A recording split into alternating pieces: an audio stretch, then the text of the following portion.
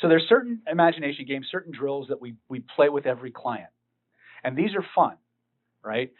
And what I want you to do when you go to parties, I want you to pull these things out and just play with people. Okay? If all you could do with hypnosis was fix people's shit, I'd have been out of it a long time ago. Right? But to me, hypnosis is a life skill. Right? Now, one of the things now in classical hypnosis, we would call what we're about to do suggestibility tests. Forget that. Nobody likes tests. And if you are, get the fuck out. Right? Right? But we all love to play games. We all like to have fun. Right? So, first game we're going to play is called heavy hand, light hand. So I want you to stick your hands out, like so. Okay, so let's lock these out, like so. Just like this. Excellent, excellent, excellent, excellent, excellent, excellent. Lock that shit, boy. Oh, you go. Rock it out, strong like bull. All right, very good, Georgia. All right, excellent. So now, take your dominant hand, turn it over. Good. So if you're left-handed, your left hand should be palm down. If you're right-handed, your right hand should be palm down. Yes? Make sure your hands are level. Now, do you guys imagine better with your eyes open or closed? Okay, if you just close your fucking eyes. All right. So I want you to use that amazing imagination of yours that I know you have. Lock those arms out, Andre. Don't think I'm not watching, biatch. All right? I want you to use that imagination that I know you have. I want you to imagine in the palm of that upturned hand, I'm placing a big, heavy, heavy, heavy, heavy, heavy 50-pound weight. Big, heavy 50 pounds. Well, on this other hand, I'm tying string after string after string of big, bright helium balloons in your favorite color. And I'm going to plug in my magic neuro-linguistic hypno-helium tank.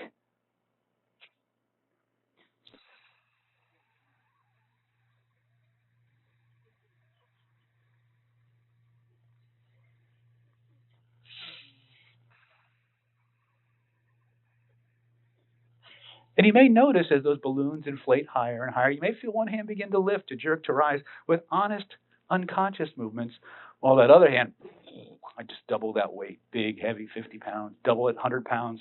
That's right.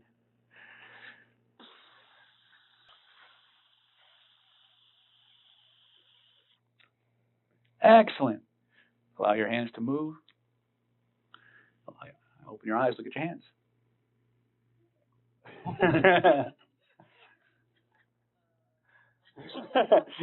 You're doing fine. Very good. Excellent. So some people think, well, my hands barely moved. Well, that's still movement, right? Don't worry about it, right? So now I know who the hyper responders are. Now, did I tell that hand to move up? No, I just created a metaphor, right? I triggered a metaphor. I made a sound that your brain made a bunch of associations to, and your neurology did the rest. That's a trans-derivational search. Okay? We're going to do that all the time. Can't not do it. So a lot of the metaphors you hear me use will be things that your brain already, I can do that. Right? Okay. So that's your first game. Now, sometimes people will try too hard and the hands won't move. Sometimes you'll get this. Every now and then you'll get someone say, it'll be the exact opposite. Rarely happens, right? Sometimes you'll see this. Right? A lot of you are this. And you'll think, oh my God, he's a hyper responder, she's a hyper responder, it's going to be such an easy session. Let me explain something to you. Yes, someone who has this level of responsiveness is going to take every suggestion and is going to be really, really strong. And then they're going to get in the elevator. And the next person to speak to them has just as much impact as you. So when you see people with this level of openness, we need to build in filters, right? Because people, a lot of times, you see this a lot. Again, I'm not throwing shade at anybody, but you see this a lot in the spiritual and New Age communities. Okay, right? There's, as we say in the Qigong world, they're so heavenly minded, they're no earthly good, right? Their upper centers are so open, they can't balance their checkbook. They're trying to levitate it instead, right? They're trying to manifest money into their bank account instead of actually getting a job. Right? So the point is that now I don't really care too much how they do on this one, but it's a good way to play, right? And remember that all imagination games are miniature trance inductions. Every single one of these is a trance induction, and you can stack inductions onto it. Okay. So that's heavy hand, light hand. Now you'll notice what I did with some of you. Let me use you, Rob, really quick. So when I was walking up and just face me. Okay. Stick your hands out. So the first thing I did was, are you right-handed or left-handed? Okay, put your right hand palm down, left hand palm up. Excellent. So I'm already stacking the deck, right? He's got a naturally stronger right hand, right? So it's going to be easier for that hand to float up. But his left hand is less than that. It's already heavy, isn't it? I'm already trying to resist. I know, right? So I'm doing a lot of different types of suggestion here. But the idea here is the first thing I'm doing is I'm going to correct them. Let's bring these a little bit closer together. This establishes you as the authority figure, right? You'll find out right away who has the control issues and who doesn't, right? So you always want to correct them a little bit, even if they're doing it perfect. You always just a little bit. That's perfect. Excellent. Now, do you imagine better with your eyes open or closed? Okay. So when you get somebody with an ambiguous answer, let's just go ahead and just close them down. Every now and then, you're going to get somebody who says, I imagine better with my eyes open. If that's the case, you do a different test. Okay? But for the fun, let's just go ahead and close our eyes all the way down. Excellent. Now, the way I do this in the clinic, you guys can have a seat for this. The way I do this in the clinic, is it okay if I touch the back? Sure. All right, okay. So I'm going to say in a moment, not yet, but in just a moment, I want you to take a deep breath in. Let that breath out with a sigh. Deeper and deeper with every breath you take and every beat of your heart. Rob, I just want you to relax and let go. Listen to the sound of my voice. Any sounds you hear other than the sound of my voice are simply the sounds of our natural environment. Rob, they're not going to disturb you or distract you in any way. In fact, all they're going to do is simply remind you, reinforce inside your mind, body, and soul the fact that you're completely safe. Your feet will remain strong beneath you throughout this entire exercise.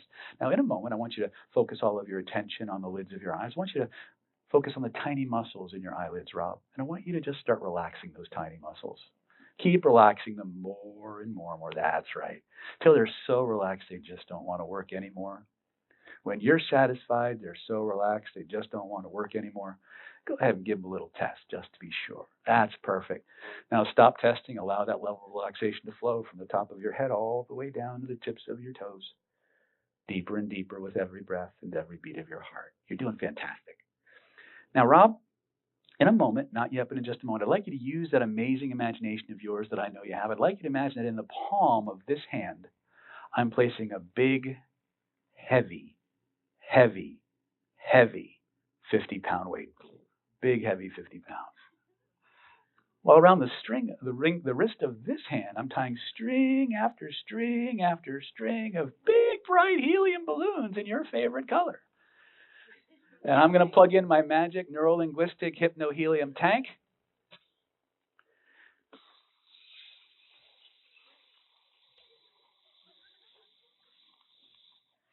You may notice as those balloons inflate more and more and more that one of those hands may begin to lift, to jerk, to rise with honest, unconscious movements, while the other hand gets heavier and heavier and heavier still. One hand lifting, jerking, rising, while the other hand gets even heavier now. Heavier and heavier, deeper and deeper for all the right reasons. Your unconscious mind is amazingly skilled, amazingly talented.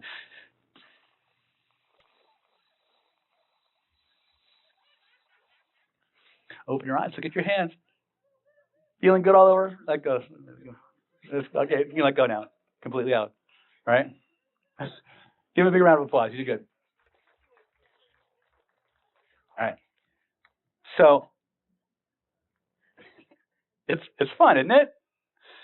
Now, what's really cool is once you've gotten them to comply, once you're in that state, you can start giving other suggestions. You can turn the helium in the balloon into laughing gas.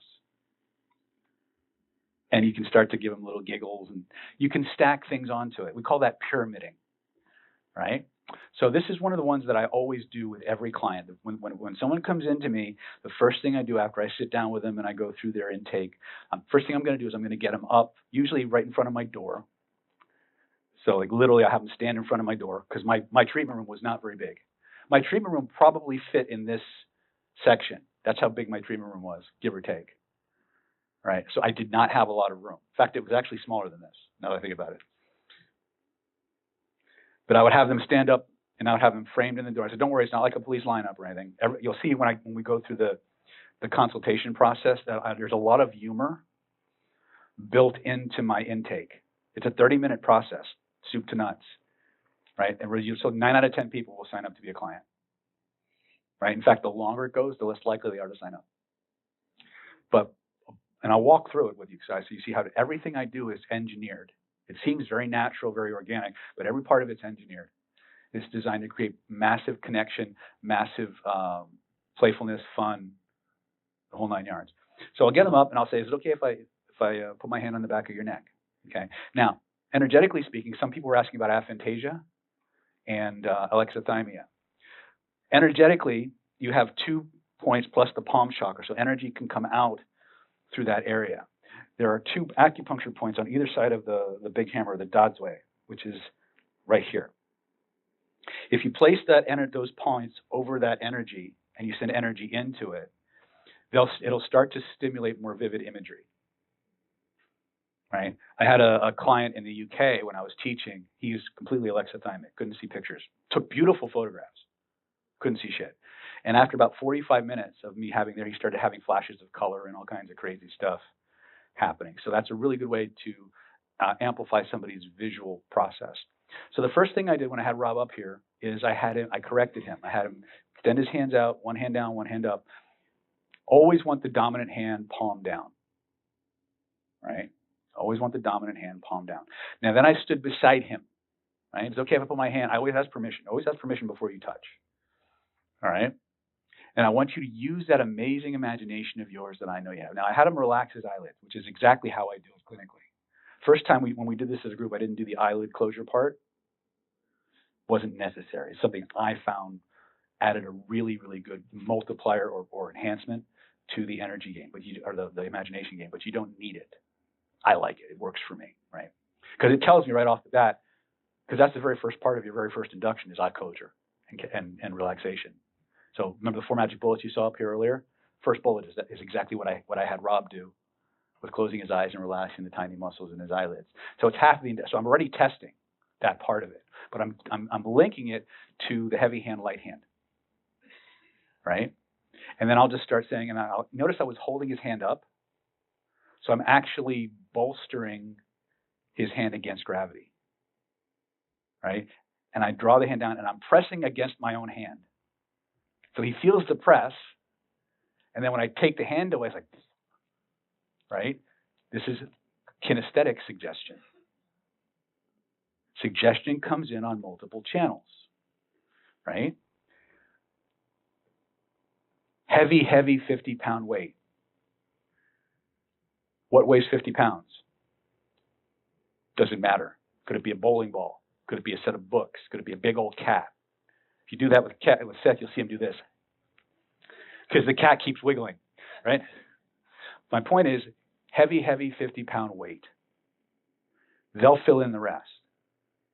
What you see in your head as a 50-pound weight may be not what they see as a 50-pound weight.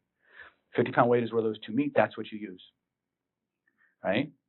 Now, did anybody notice what I did with my voice? Heavy, 50-pound weight. I sounded like what I was describing. If you want to be a great hypnotist, take an acting class. Best hypnotists on the planet are actors. Their whole craft is designed to do exactly what you came here to do, to take people, suck them out of their reality and right into yours. Okay? So, you have them imagine big, heavy 50-pound weight, and I'll let that happen. And I want you to imagine around this hand, I'm tying string after string after string of big, bright helium balloons in your favorite color. What color might that be, Pluto? Anyway, right? Right? I'm sounding like what I'm describing, right? I'm going to plug in my magic neuro-linguistic hypno-helium tank. Do I have to tell him what that means? No, his brain is already predicting what's going to come next. Wait, the brain is already predicting what's going to come next? Yes. Did I have to tell them to do it? No. I just have to give them a little nudge. I plugged it in. I sound like the thing I'm describing. And that's where people are like, what the hell's happening? Right? Because your nervous system knows what that means. People resist what you tell them. They never resist what they conclude. They never resist what they conclude. He plugged in a helium tank. That must mean, right? Now, do I have to be that subtle? No, I could say, notice that hand getting lighter and lighter and lighter as those balloons inflate. It can be very direct like that. But I'm giving you an idea of what suggestion really looks like, not just what it sounds like. That's the magic. We can deliver multiple suggestions on multiple levels at the same time, right? And there's always a way in if you're paying attention. But I want you to have fun with this. I want you to play with this. Okay, so go as far as you want, right? And then decide what you want to do next. When they've gone far enough, open your eyes and notice how amazing you did. Oh my God, you're going to be awesome at this. Yay. Remember, the unconscious mind loves to please. And it's a horror for feedback. No, I'm serious. This is something we covered this in coaching for those of you who are brand new. It's called the law of compliance. The behavior that gets rewarded gets repeated. The behavior that gets repeated gets reinforced. So when you start to work in suggestion, you don't swing for the fences. You don't go for the home runs. You go for the little tiny base hits. You go for one little tiny thing at a time. If they accept it, they become primed to accept the next suggestion. So as long as you make the requests and the directions simple and highly rewarding, the nervous system will continue to comply. The inverse is also true. If I give you a suggestion or a direction and you choose not to follow it, you become predisposed or primed to refusing or rejecting the next suggestion I give you. It's called the law of compliance. You need to understand it. When you're working with clients, it's always baby steps. Okay? It's always baby steps.